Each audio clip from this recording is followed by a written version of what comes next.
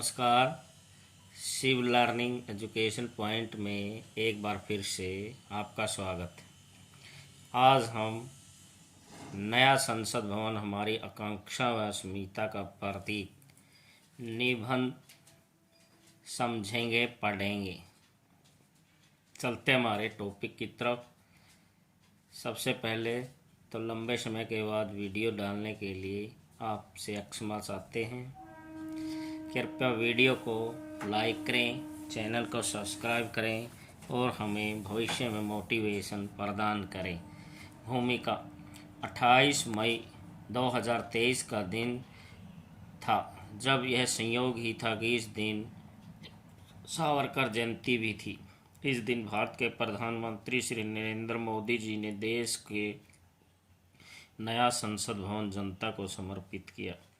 यह आकांक्षी भारत का नया मंदिर है, जो हमारी आकांक्षा व अस्मिता का प्रतीक है। हम 100 साल से अधिक समय से राष्ट्र का स्वनिर्मित संसद भवन का सपना देख रहे थे, जो कहीं न कहीं आज यानी 28 मई 2023 को पूरा हुआ, जब भारत का स्वनिर्मित संसद भवन जनता को समर्पित किया गया। आज तक हम अंग्रेजों द्वारा निर्मित व गुलामी रूपी संसद भवन का प्रयोग कर रहे थे। हम शारीरिक रूप से तो आज़ाद होकर मानसिक रूप से गुलाम बने हुए थे, लेकिन आधुनिक संसद भवन के निर्माण से हमारे अंदर जो आकांक्षा व अस्मिता पर प्रश्न चिन्ह लगा हुआ था, वह अपने आप में एक ग्रहण की तरह समाप्त हो गया। जब एक ऐसा दौर आने वाला है जब हर भारतवासी अपनी आकांक्षा व उम्मीदों को नए संसद भवन में पूरी होते हुए देखेगा। इसमें सकारात्मक उम्मीदों, आकांक्षाओं, प्रेरणाओं का गौरव पल आज़ादी के इस स्वर्ण काल में मिलना सौभाग्य की बात है। निसंदेह भारतीयों की उम्मीदों पर खरा उतरेगा।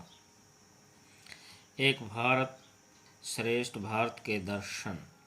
नए संसद भवन भारतीय एकता और श्रेष्ठता का प्रतीक बन गया। श्रेष्ठता से विपरीत इसकी विशालता एवं आकर्षकता से भी लगाया जा सकता है। यह इतना भव्य व आकर्षक है कि इसकी तुलना विश्व के आकर्षक भवनों एवं इमारतों में होने लगी है। यह साक्षात श्रेष्ठ भारत के दर्शन कराती है। इस भवन में राष्ट्रीय एकता एवं भाईचारे व सौहार्द का परिचय मिलता है। इसमें विभिन्न राज्यों ने कुछ न कुछ योगदान अवश्य दिया है। इसमें राजस्थान से ग्रेनाइट बलुआ पत्थर लगाए गए हैं। उत्तर प्रदेश से भदोही से कारीगरों ने इसके कालीन को बुना है।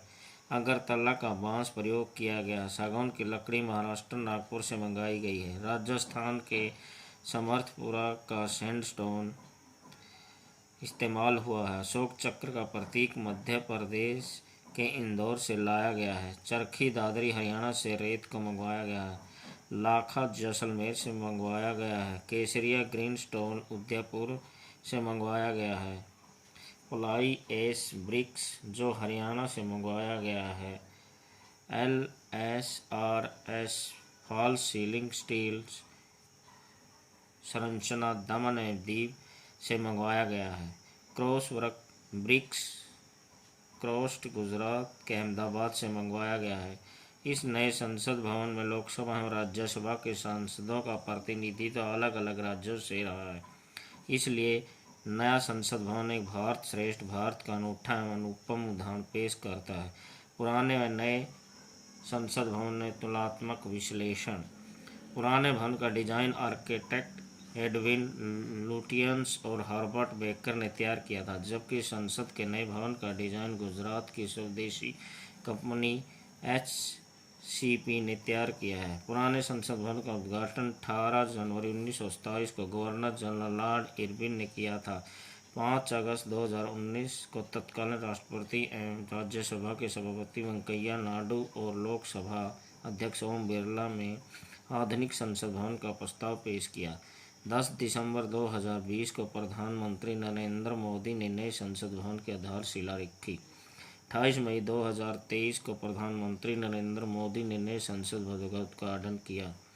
पुराना संसद भवन 1971 की जनगणना के आधार पर किया गया था, जो स्वाभाविक है कि समय की मांग को देखते हुए नए संसद भवन का निर्माण आवश्यक था। क्योंकि हमारी जनसंख्या निरंतर बढ़ रही है। जो सीटें आज 543 हैं वो आगे बढ़कर 1272 हो जाएंगी। दूसरा, पुराना संसद भवन अपनी उम्र पूरी कर चुका था। पुराना संसद भवन हमारी औपनिवेशिक स्वीकृति का मॉडल है, जबकि आधुनिक संसद भवन हमारी उम्मीदों, आकांक्षाओं, सपनों तथा उन्नति का प्रतीक मॉडल है। इन भवन में करोड़ों भारतीयों की उम्मीदों, आकांक्षाओं को जोड़ा गया है। सही मायने में यह भारत के किसी पवित्र स्थान से कम नहीं है। यहाँ आकर हर भारतीय गर्व अनुभव करता है। हमारी अस्मिता में प्राचीन संस्कृति का प्रतीक सेंगोल। सेंगोल हमारी हिंदू संस्कृति में अस्मिता का प्रतीक है। प्राचीन सेंगोल संस्कृति का राजदंड ही है। इसके बारे में कहा जाता है कि श्री राजगोपालाचारी ने चोल वंश के सत्ता हस्तांतरण की परंपरा को ध्यान में रखते हुए नेहरू जी को इसका सुझाव दिया। वैदिक काल से लेकर आज तक हमारे यहाँ सत्ता हस्तांतरण था।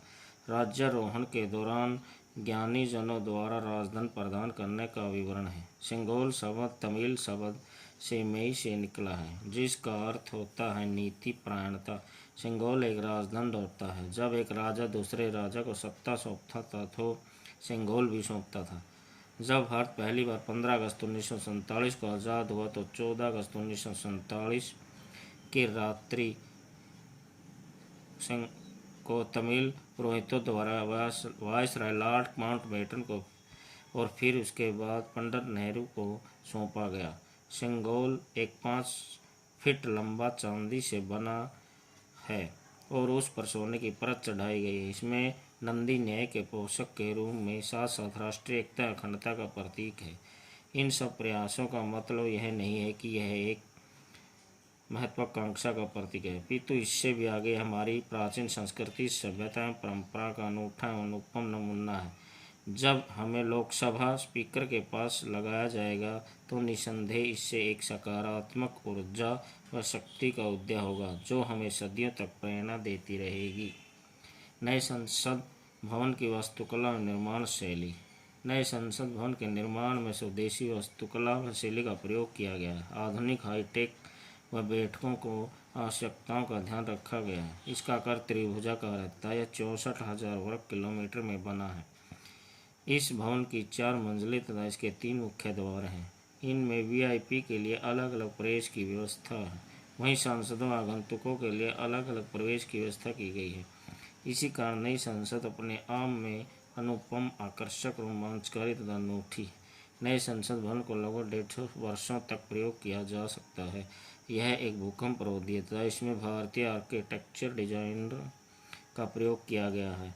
इसके निर्माण में भारतीय लोकप्रियता, स्थापत्य कला, संस्कृति और मूर्ति कला का भरपूर प्रयोग हुआ है। नए संसद भवन में लोकसभा की 888 और राज्यसभा की 384 सदस्यों के बैठने की व्यवस्था होगी।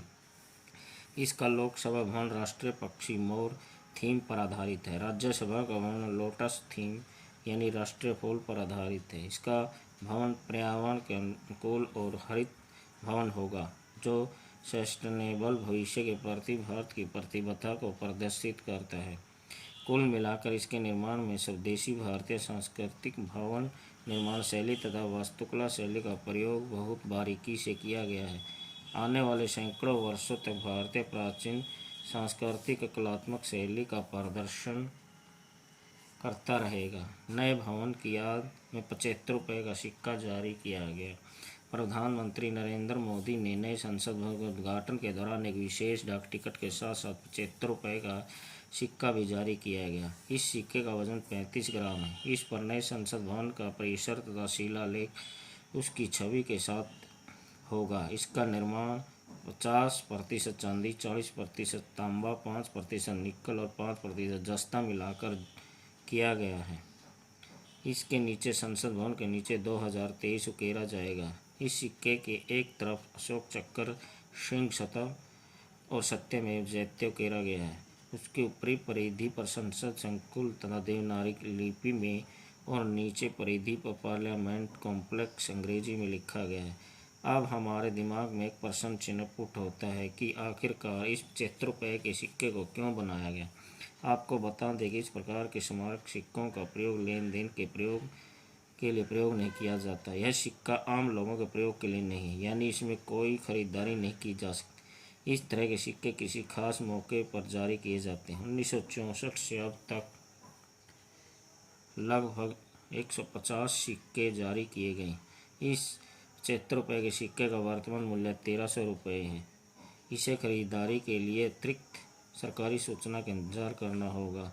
नए संसद भवन की याद को चिरस्थायी तथा लंबे समय तक संजोए रखने के लिए यह एक अविस्मरणीय पल था।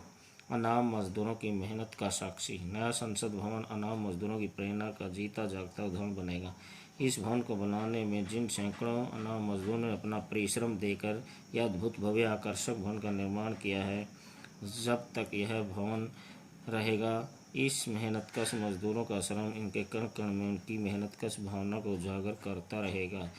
इसके दिमाग में देश के कोने कोने से आए मजदूरों का योगदान रहा है। खासकर पश्चिमी बंगाल, झारखंड, उड़ीसा, बिहार के मजदूरों ने इसे अपने पसीने से सींचा है। प्रधानमंत्री नरेंद्र मोदी ने इस संसद भवन के निर्माण के लिए अपना संपूर्ण पारिश्रमिक देने तथा उन्हें सम्मानित भी किया गया। यह दिन उन सभी मजदूरों के श्रम की प्रकाष्ठा का दिन था। आज अपनी मेहनत को साक्षात दुनिया की नज़र से देखने का अनुभव होने लगा था। अब इसमें मीडिया के लोगों से बातचीत की तो यह निष्कर्ष निकला कि मजदूर न केवल अपने वेतन के लिए काम करता है, पिता अपने लक्ष्य की प्राप्ति के लिए अपना सर्वस्व लगा देता है। यह भारत भूमि धन्य है कि इसमें समय समय पर ऐसे कुशल श्रमिक नेता पैदा किए हैं जिसकी गूंज देश ही नहीं विदेश में भी सुनाई देती है, जिसके बिना कोई सफलता प्राप्त नहीं कर सकता। धन्य है वह श्रम शक्ति तथा निष्ठा शक्ति, मजदूर शक्ति।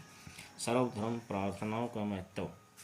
भारत एक विशाल विविधता वाला देश है। यहाँ पर विभिन्न प्रकार के धर्म, मन, मतांतर मानने वाले लोग रहते हैं। यह भारतवर्ष की विशेषता रही है कि जब कभी भी राष्ट्रीय हित का विषय उत्पन्न होता है, हमारे देश के निर्माता तथा संचालक अपने संकुचित हित को बुलाकर राष्ट्रीय हित को महत्व देते हैं। ठीक इसी प्रकार का प्रयास नए संसद भवन के उद्घाटन के अवसर पर किया गया। प्रधानमंत्री नरेंद्र मोदी के आह्वान पर अनेक स्थान पर सार्वजनिक प्रार्थना सभा का आयोजन किया गया। सर्वधर्म सम्मेलन हुए तथा सभी दलों व धर्मों के प्रतिनिधियों को इसमें आमंत्रित किया गया, लेकिन फिर भी कुछ स्वार्थी मौकाप्रस्त लोग इस प्रकार के आयोजन को अपनी महत्वाकांक्षा को पूरा करने के लिए प्रयोग करते हैं। लेकिन यह संकीर्ण विचार है। जब भी भविष्य में किसी इस प्रकार के आयोजन का आगाज हो तो हमें राष्ट्रहित को ध्यान में रखते हुए अपने निजी स्वार्थों का त्याग करते हुए इस प्रकार के आयोजनों को सफल बनाना चाहिए। सर्वधर्म प्रार्थना सभाओं तथा धार्मिक बैठकों के द्वारा राष्ट्रहित के निर्माण में अपना महत्वपूर्ण योगदान दे सकते हैं। निसंदेह सरकार का यह प्रयास काबिले तारीफ था। निष्कर्ष। भारत का नया संसद भवन निसंदेह करोड़ों भारतवासियों की आकांक्षाओं, उम्मीदों एवं कल्पनाओं का साक्षात अनछूटा एवं अनुपम नमूना पेश करता है, क्योंकि पुराना संसद भवन पुरानी गुलामी और औपनिवेशिक दासता का प्रतीक था, जिसे प्रत्येक भारतवासी की आत्माओं को झकझोर दिया था कि आखिर कब तक हम इस गुलामी रूपी कलंक से मुक्ति प्राप्त करें। आज 28 मई 2023 का दिन निसंदेह अविस्मरणीय पल था जब भारत के प्रधानमंत्री श्री नरेंद्र मोदी द्वारा भारत का स्वनिर्मित संसद भवन भारतीय जनमानस की भावना के अनुसार उन्हें समर्पित किया गया। यह एक साधारण भवन न होकर भारतीय जनमानस की आकांक्षा, उम्मीदों तथा नए भारत के सपनों का भवन कहलाएगा। यह सदियों तक हमारी नई पीढ़ी को प्रेरणा देता रहेगा कि चाहे विदेशी संस्कृति व सभ्यता कितनी भी श्रेष्ठ व उत्तम क्यों न हो, स्वदेशी भारतीय संस्कृति इस पारंपरिक सभ्यता संस्कृति से श्रेष्ठ नहीं हो सकती। यह एक नए भारत की आस्था व विश्वास का प्रतीक समझा जाएगा तथा इससे हर भारतवासी प्रेरणा प्राप्त करता रहेगा। इसका निर्माण आधुनिक समय में परिस्थितियों के अनुसार किया गया है, जिसमें अनेक सुविधाओं से लैस वास्तव में यह एक अविस्मरणीय आस्था व विश्वास का प्रतीक। धन्यवाद।